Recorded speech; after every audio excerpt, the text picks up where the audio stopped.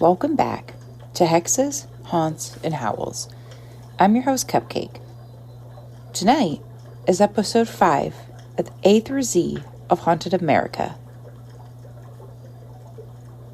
People come to California to become someone else. That's the story we're sold anyway. A fresh start, a clean slate, sunshine and movement, and the idea that you can leave whatever you were behind you. And for a lot of people, that works. But California is also a place where people disappear.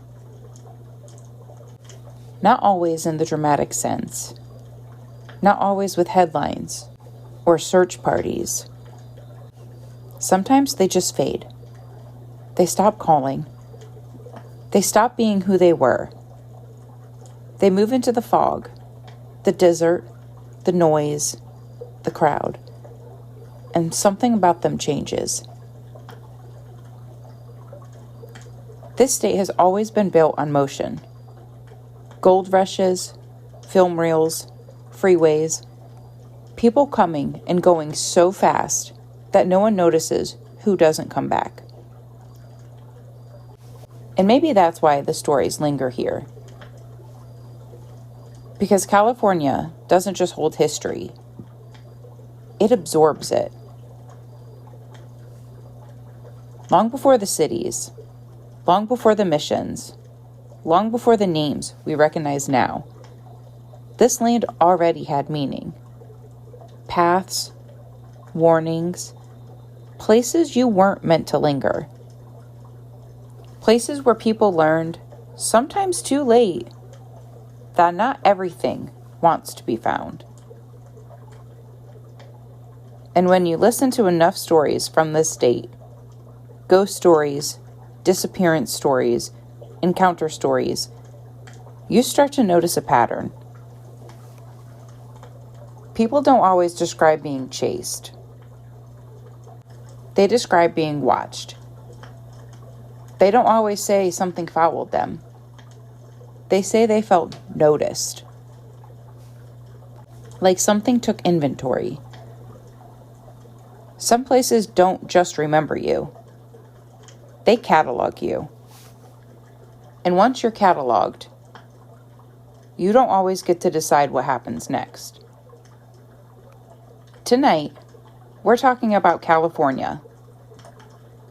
The hauntings, the land, the things people brought with them, and the things they never left with. Take a breath, and let's begin.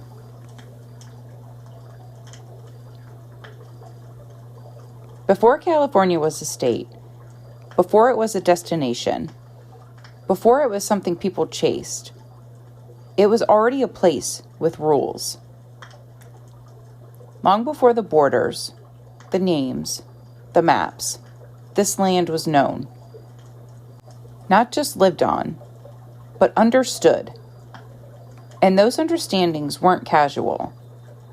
They were specific, detailed, and in many cases, built around warning.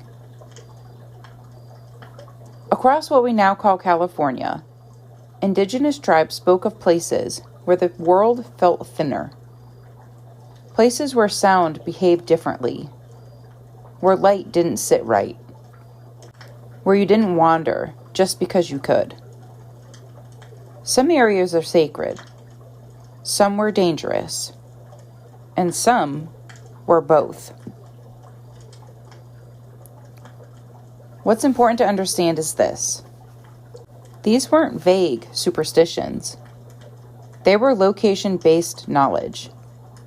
Passed down carefully. Don't camp here. Don't travel at night through this pass. If you hear something calling you, do not answer.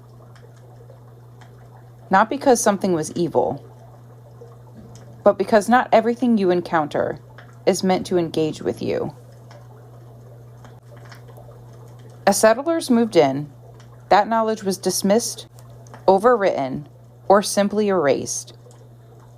Trails were cut through places that had once been avoided. Towns were built on land that had already been marked as sensitive. And yet, the stories didn't stop. They just changed language. People stopped saying, "This place is watched," and started saying, "This place feels off." They stopped saying, "You shouldn't linger," and started saying, "I got disoriented."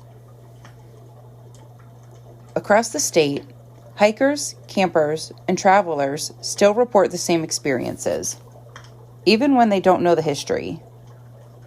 A sudden heaviness, a pressure behind the eyes, sounds that seem muffled, like the world is holding its breath. People describe feeling turned around without actually changing direction. Trails they've walked dozens of times suddenly feel unfamiliar. Compasses spin, phones lose signal, time stretches or compresses, and always that feeling that they're not alone, even when nothing is visible. Nowhere does this come up more often than around Mount Shasta.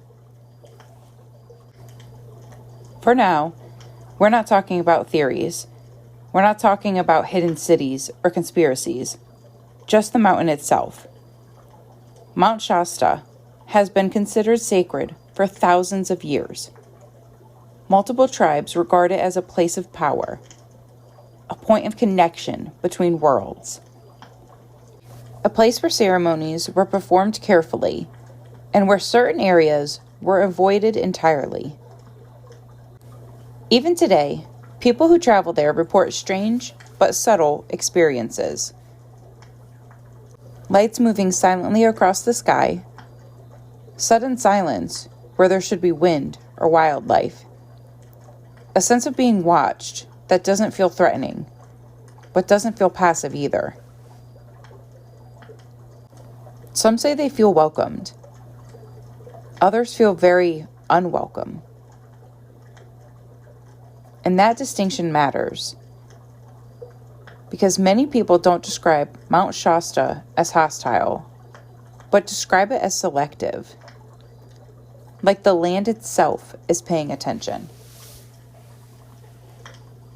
Across California, similar reports come from deserts, forests, mountain passes, and coastlines, places where people feel guided away from certain areas without understanding why. Where something seems to gently, or not so gently, redirect them. Not chased, redirected. And when people ignore that feeling, that's when the stories change. That's when they talk about panic without cause. About suddenly knowing they needed to leave. About feeling like they'd stayed too long without realizing it. These aren't dramatic hauntings. There are no rattling chains or screaming apparitions. Just a quiet, persistent sense that the land is not neutral. That it remembers how it's been treated, and that it's responded accordingly. As we move forward through California's history, through greed, confinement, ambition, and disappearance, keep this in mind. These stories don't start with ghosts. They start with a place that was already awake, and people who didn't listen.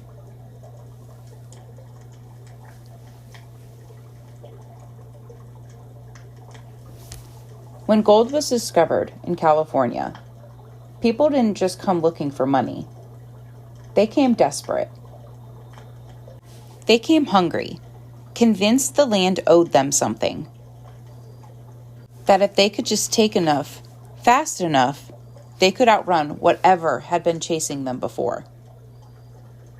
The land didn't respond kindly to that. Gold rush towns appeared almost overnight. Tents turned into shacks. Shacks turned into streets. And just as quickly, those streets emptied again, leaving behind places that feel frozen mid-breath. Ghost towns aren't haunted because they're abandoned. They're haunted because of how they were abandoned. Take Bodie. At its peak, Bodie was violent, loud, lawless. Murders were common enough that they barely made conversation. Children grew up fast, if they grew up at all. People died chasing wealth that never quite arrived. And then, people left. Not gradually, not cleanly. They walked away from dishes still on tables, clothes still hanging, tools still leaning where they dropped. Bodie didn't get closure. Visitors today describe a strange pressure when they enter the town, a heaviness that settles in the chest, a sense that you're intruding, not observing history, but interrupting something that hasn't finished happening yet. And then there's the curse. Rangers and locals have heard it repeated for decades. Take something from Bodie, and you'll regret it. People pocket nails, bottles, bits of glass, small things, souvenirs, proof that they were there. And then the letters start arriving. Mailed back artifacts, sometimes years later, accompanied by apologies, by explanations, by fear. Stories of illness, of accidents, of sudden bad luck that just won't lift until this object is returned. Is it superstition? Maybe. But what's interesting is how consistent these stories are, and how personal the consequences feel. Not dramatic punishment, not cinematic revenge, just a steady unraveling. Like the land noticed the imbalance. Further south, high in the Innu Mountains, sits Cerro Gordo, a mining town built on silver instead of gold, but driven by the same hunger. Hundreds of deaths, cave-ins, violence, isolation. Cerro Gordo wasn't just dangerous, it was lonely. People there were cut off from the world, surrounded by mountains and silence. When things went wrong, there was no help coming quickly. Sometimes there was no help at all. Visitors and caretakers report doors opening on their own, footsteps on empty floors, the feeling of being watched from doorways that lead nowhere. But again, the stories aren't loud. They're patient. People describe the town as unforgiving, not evil, not aggressive, just uninterested in accommodating anyone who doesn't respect it. And like Bodie, Cerro Gordo has its own warnings. Don't take anything. Don't pocket the past. Across California's ghost towns, the messages are the same. These places aren't museums.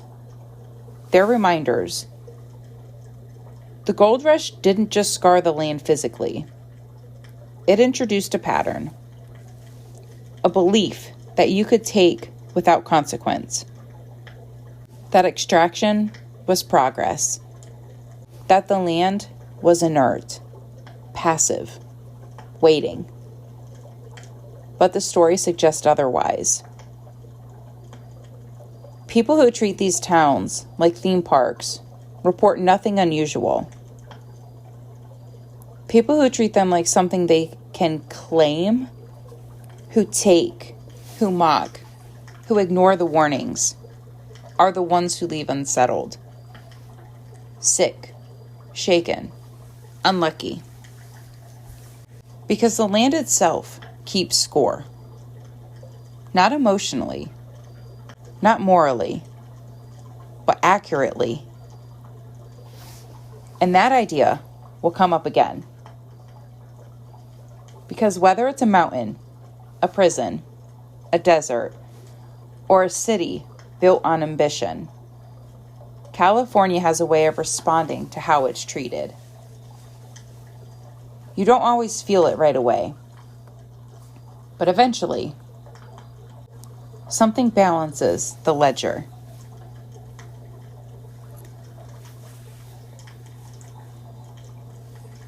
There's a difference between a place where suffering happened and a place that was designed for it. California didn't just build towns and cities. It built systems. Places meant to hold people, to separate them, correct them, or make them disappear quietly. And when suffering is contained long enough, it doesn't vanish. It repeats. Nowhere embodies that more clearly than Alcatraz. Alcatraz was not built to rehabilitate. It was built to remove, to isolate the men society didn't want to deal with anymore. The worst of the worst, far from land, surrounded by cold water and silence. Former inmates spoke less about violence and more about routine.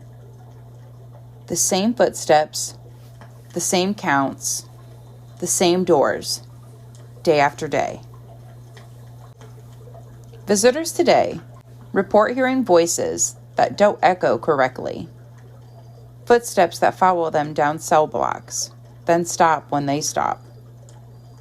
The sensation of being watched, not aggressively, but with the same detached attention the guards once had.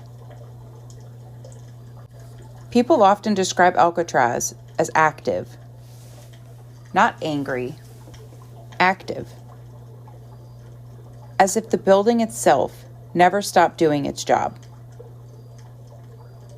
And that's the thing about containment. Once a place learns how to hold suffering, it doesn't forget. Further inland sits Preston Castle, once a reform school for boys. On paper, it was meant to help, to correct behavior, to turn troubled children into functioning adults. In reality, it was a place of punishment, neglect, and fear. Boys were locked away, beaten, and humiliated. Many never left in the way they arrived. Today, visitors and investigators report voices calling out, children's footsteps running down empty hallways, doors slamming, and laughter where no one stands. But what stands out isn't the activity. It's the repetition. The same sounds, the same rooms, the same moments replaying. Like a loop that never resolved.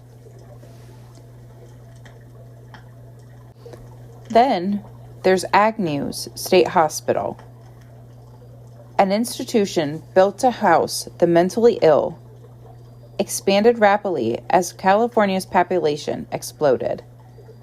Overcrowded, underfunded, and in 1906, devastated by the San Francisco earthquake. Patients died trapped in collapsed buildings. Others were relocated, restrained, forgotten. Agnew's wasn't just a hospital. It was a warehouse for people society didn't know what to do with. Staff and visitors over the years have described hearing voices in empty wards, ringing bells without cause, footsteps pacing back and forth as if someone is still waiting to be seen. Again, not violent, just unresolved. And when you take a step back and look at these places together, a pattern emerges. These weren't locations of sudden tragedy. They were places of prolonged and controlled suffering. People were kept inside, their experiences minimized, their voices ignored, and the environments adapted. Containment became the defining feature, which raises an uncomfortable question. If a place is built to confine pain, what happens to that pain when the people are gone? Because the stories from Alcatraz, Preston Castle, and Agnews don't suggest release. They suggest continuation. Voices that still call out, footsteps that still follow schedules, moments that repeat because they were never allowed to end. And when you place this alongside what we've already talked about, the land that responds, the greed that was punished, the warnings that were ignored, the shape of the story becomes clearer. California doesn't just absorb trauma. It organizes it. It assigns it to places, and it keeps it there.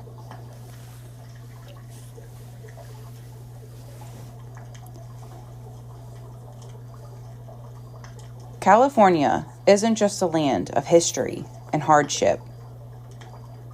It's a land of desire, of hunger, of reinvention.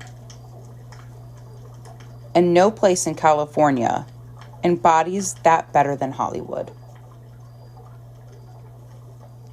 The Hollywood Roosevelt Hotel is famous, not just for its stars, but for the stories that linger long after the cameras leave.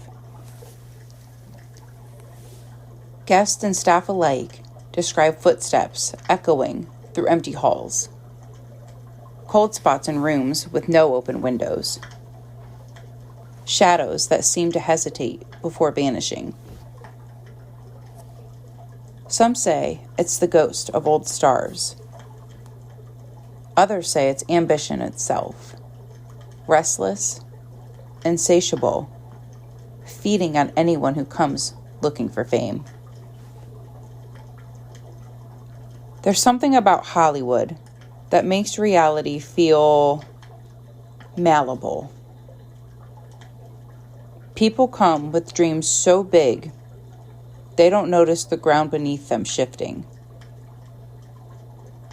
They move into a city believing they can become anyone, do anything. And for some, the city obliges. But the cost is subtle. A voice in a quiet hallway. A feeling of being observed when no one is there. A mirror that doesn't quite reflect your own movements. And then there are the cursed productions. Movies and shows whose sets seem to collect misfortune. Crew members falling ill, equipment failing, accidents on set, patterns that repeat across decades.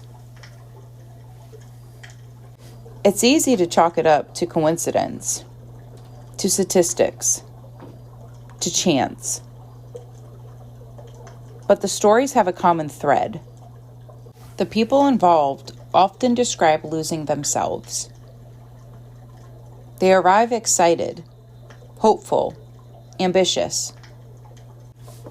And before long, they're exhausted, haunted, and unsure if what they're chasing is success or something else entirely. Even the parks carry this energy. Griffith Park, sprawling and beautiful, holds decades of stories of lost hikers, strange lights, and inexplicable sounds. Children wandering, returning confused, adults feeling watched, people reporting glimpses of figures who seem to appear only to disappear, leaving a trace of unease behind. Some of the most unsettling stories don't involve ghosts in the traditional sense. They involve people losing themselves chasing something. Ambition, love, fame, fortune, desire that blinds them to reality until the world itself seems to bend around their pursuit. And that bending is never violent. It's subtle. A misplaced step. A voice calling your name when no one is there. A road that feels longer than it should. Time that stretches. Shadows that hesitate. It's the feeling that something in California is alive to your want. That it notices your hunger, your ambition, and sometimes it answers. For some, the answer is small. A brush of cold air. A door that opens without a hand. For others, it's devastating. A life unraveling quietly. A person drifting so far from who they were that even they can't remember when it began. And the pattern becomes clear. California shapes those who chase it. It rewards those it chooses. It tests the others. And it leaves reminders of what happens when you forget that some things are bigger than yourself. As the sun sets over the city, over the mountains, over the desert, that energy doesn't sleep. It waits. It observes. And if you're not careful, you can lose track of who you are, or who you thought you were, before you even notice it happening.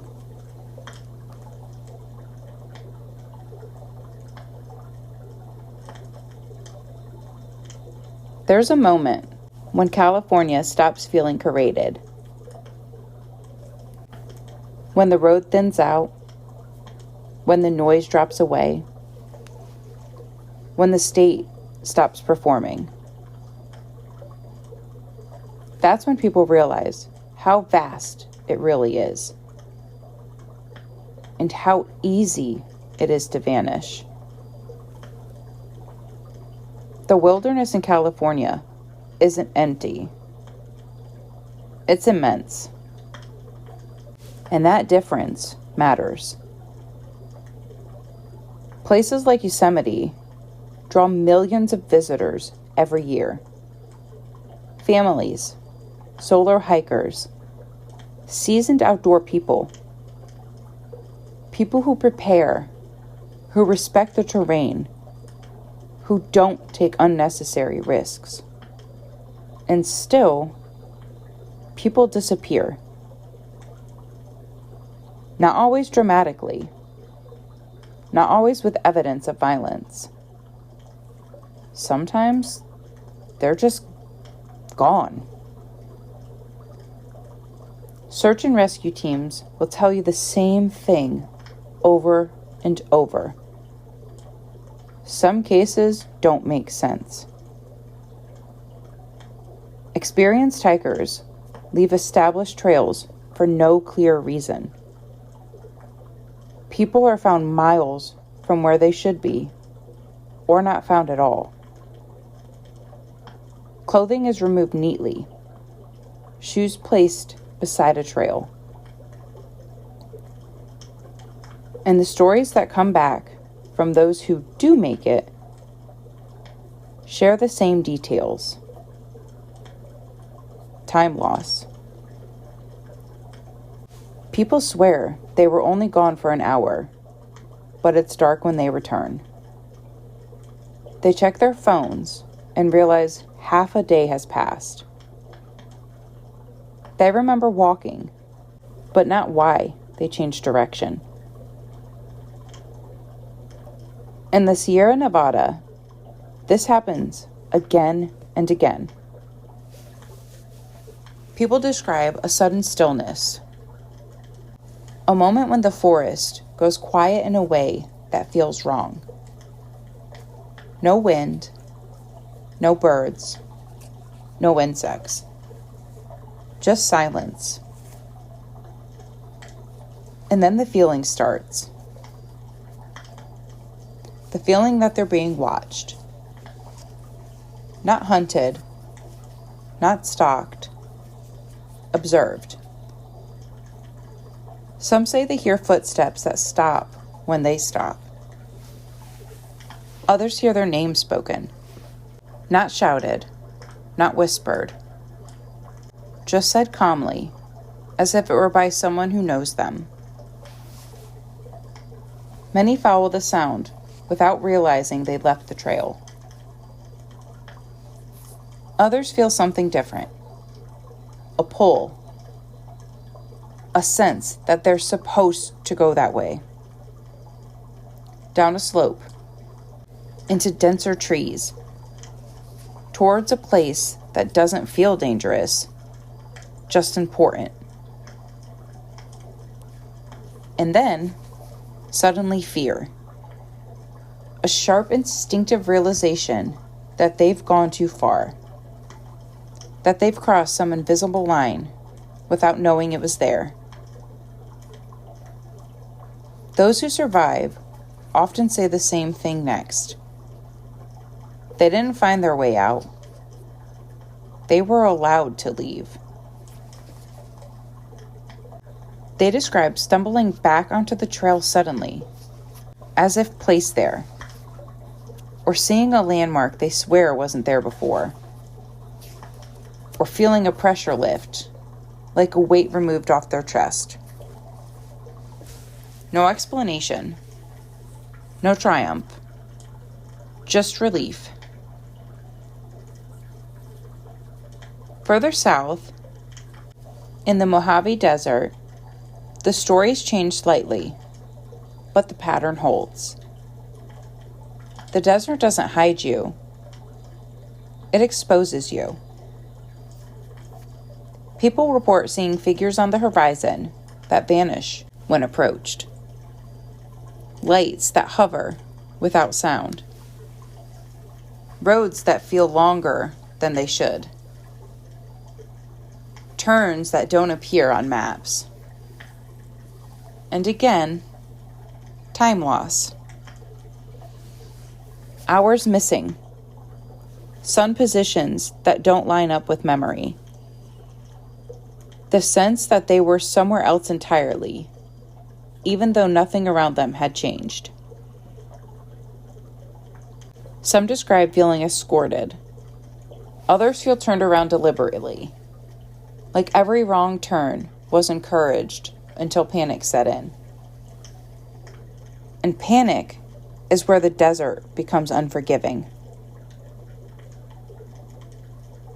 What ties Yosemite, the Sierra Nevada, and the Mojave together isn't danger.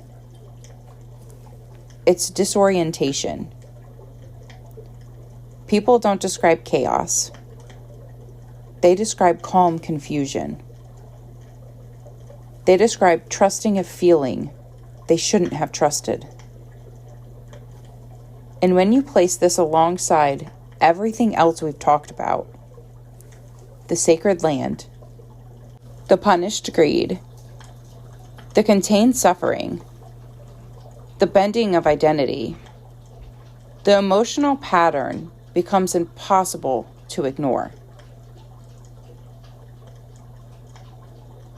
California doesn't always scare people away. Sometimes it draws them in. Sometimes it watches to see what they'll do.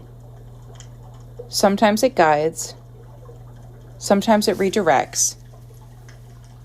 Sometimes it turns people around before they even realize they were lost. And sometimes it doesn't. Because not everyone who disappears was taken by accident.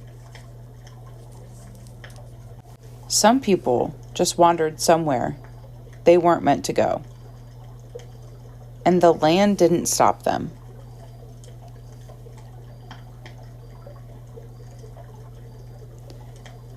Let's go back to Mount Shasta.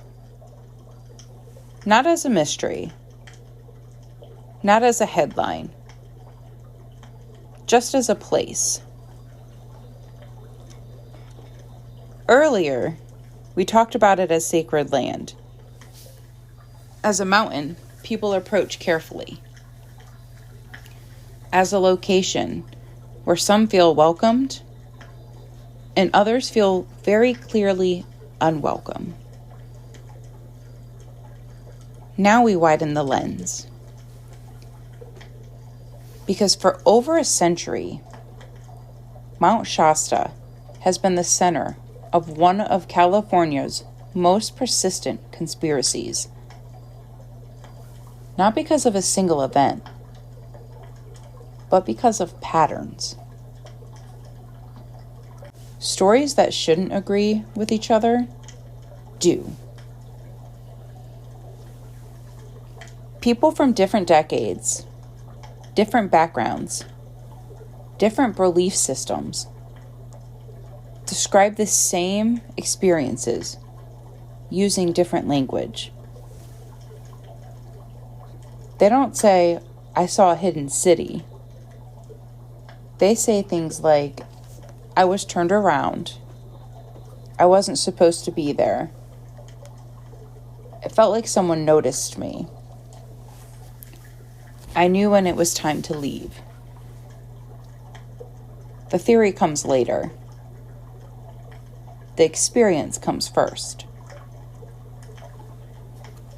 According to the conspiracy, Mount Shasta is home to a hidden civilization, often referred to as the Lemurians, advanced beings said to live within or beneath the mountain. Accounts describe them as tall, pale, and quiet. Human-like, but unmistakably not human. They aren't described as hostile. They're described as administrative, guardians, watchers, managers. And that word, managers, matters more than it sounds. Because when you line this theory up against everything else we've talked about, something uncomfortable emerges. Across California, people aren't chased. They're redirected. They aren't attacked. They're stopped or allowed to continue. They don't describe chaos. They describe permission. Visitors to Mount Shasta often report invisible boundaries, trails that feel suddenly off limits without signage, a deep internal warning not to proceed, not fear exactly, a certainty. Some listen. others don't.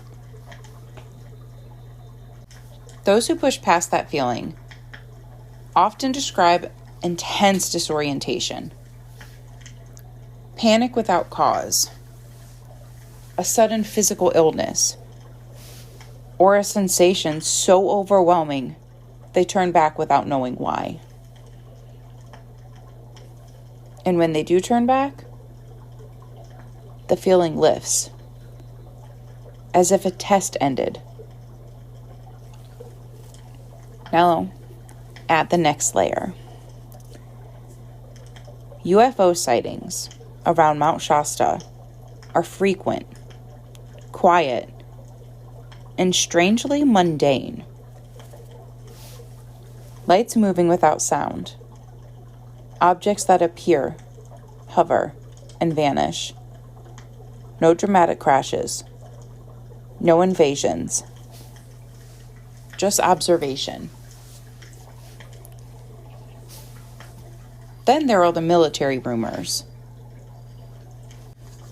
Restricted airspace, unmarked aircraft, training exercises that don't align with public explanations. Locals often say certain areas are off limits without ever seeing a sign. Again, nothing explosive, just containment. And here's where the realization lands. If this conspiracy were only about Mount Shasta, it would be easy to dismiss. But it isn't. Because we've already talked about land that responds to behavior, greed that is quietly punished, institutions designed to contain suffering, fame that strips identity, and wilderness that redirects rather than attacks. Different locations, same behavior. So what if the conspiracy isn't about a hidden city? What if it's about oversight? What if California doesn't feel haunted because it's chaotic, but because it's regulated? What if the reason people feel watched in forests, deserts, prisons, hospitals, and cities is because something has always been watching?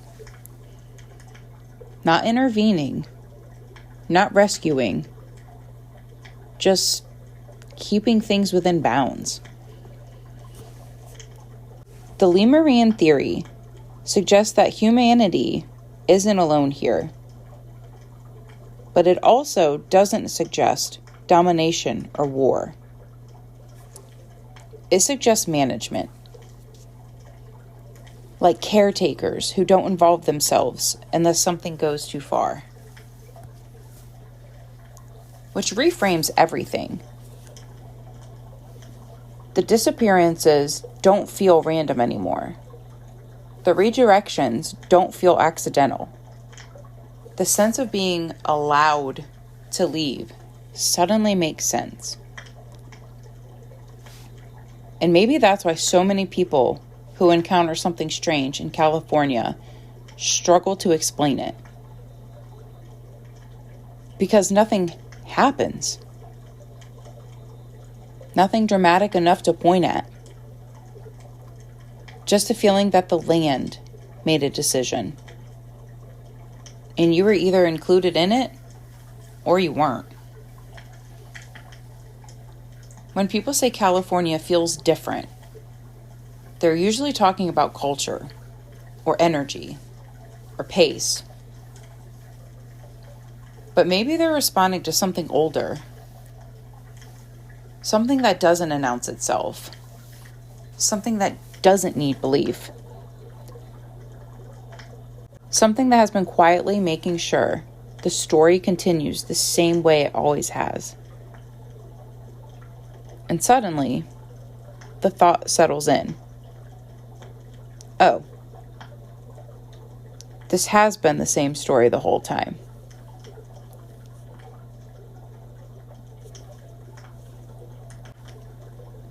When people talk about California, they usually describe it as chaotic.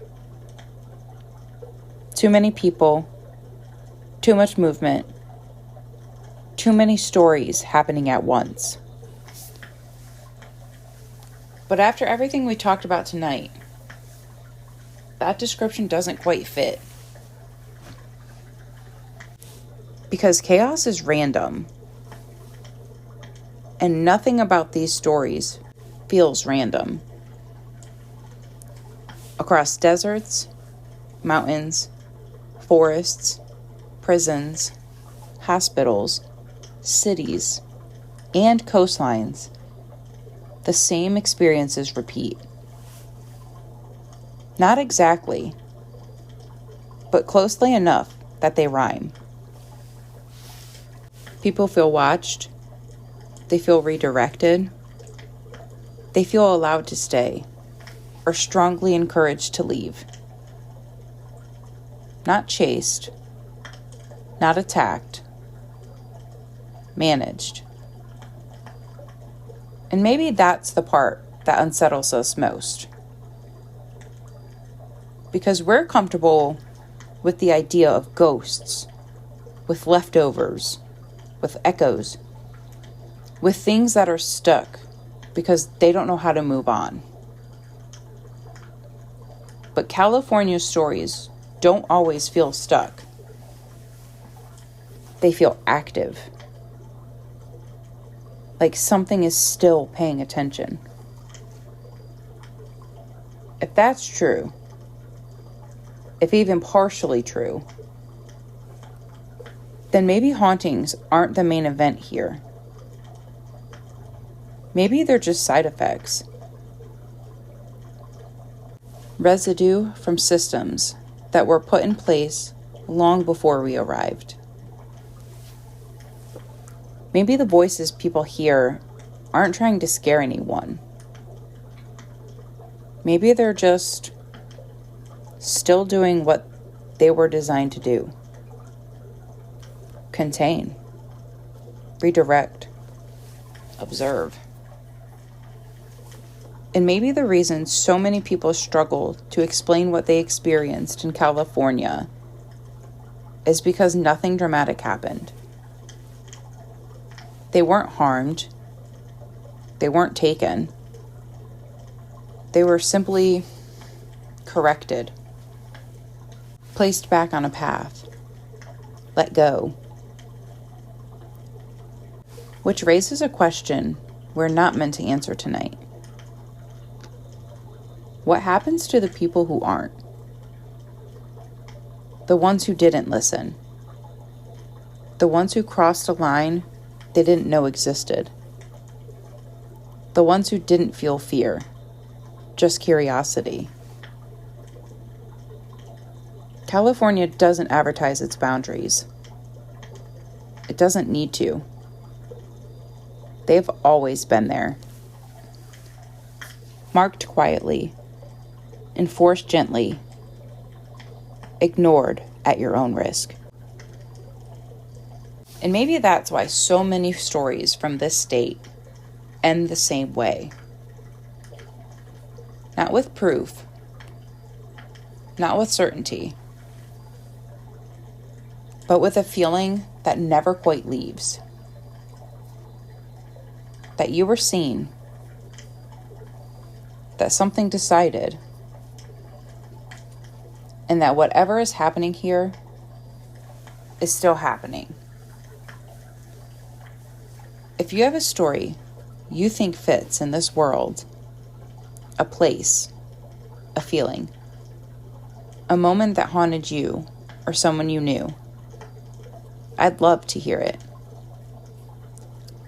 You can send your stories to hexes, haunts, and howls at gmail.com. Again, that's hexes, haunts, and howls, all one word, at gmail.com. All stories will remain anonymous. Thank you for listening to Hexes, Haunts, and Howls.